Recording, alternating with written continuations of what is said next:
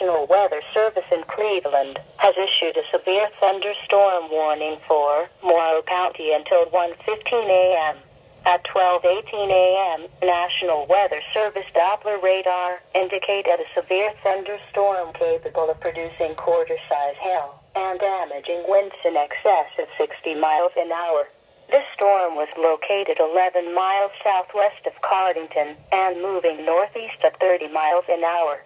Locations impacted include Mount Gilead, Cardington, Sparta, Chesterville. This is a dangerous storm.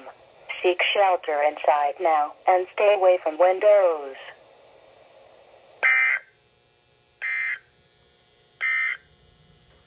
Now looking